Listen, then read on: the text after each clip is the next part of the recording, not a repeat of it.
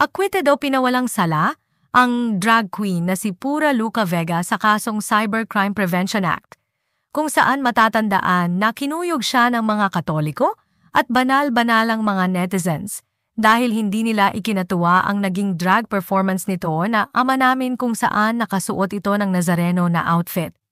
Sa inilabas na desisyon ni Presiding Judge Charina Samonte Villanueva ng Manila Regional Trial Court, Branch 184, pinawalang sala nito si Pura Luca Vega dahil sa hindi sapat ang ebidensya laban sa kanyang drag performance para masabing ito ay isang krimen. Matatandaan na ang kapisanan ng social media broadcasters ng Pilipinas ang nagsampa ng kaso laban kay Pura Luca Vega kaugnay ng drag performance nito kung saan nakasuot siya ng Nazareno costume. Ayon sa desisyon na inilabas ng Manila Regional Trial Court ngayong araw. Wherefore, premises considered, for failure of the prosecution to establish guilt, beyond reasonable doubt, Amadeus Fernando Pagente, also known as Pura Luca Vega, is hereby acquitted for violation of Cybercrime Prevention Act. Masaya naman ang naging reaction dito ni Pura Luca Vega. Ibinahagi pa nito sa social media ang balita.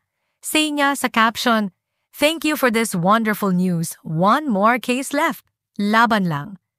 Pahayag ni Pura Luca Vega sa pagkaabsuelto sa kaso sa Maynila.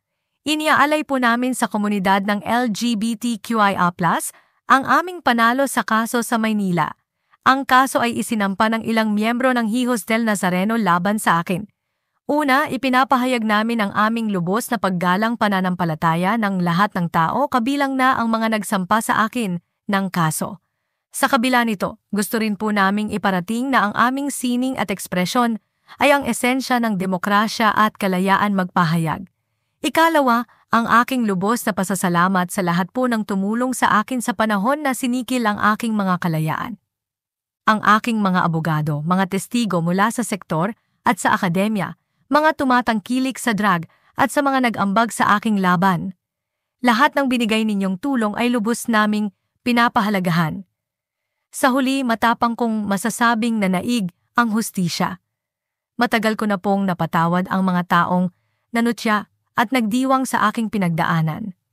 Sa true lang, sa mga bakla at naiiba sa lipunan, patuloy tayong lumaban at i-claim natin ang karapatang maging tunay na tayo, walang keme, at naway iadya natin ang isa't isa sa lahat ng masama. Si Pura Luca Vega ay kasalukuyang nanunungkulan bilang advocacy officer ng Rainbow Rights Philippines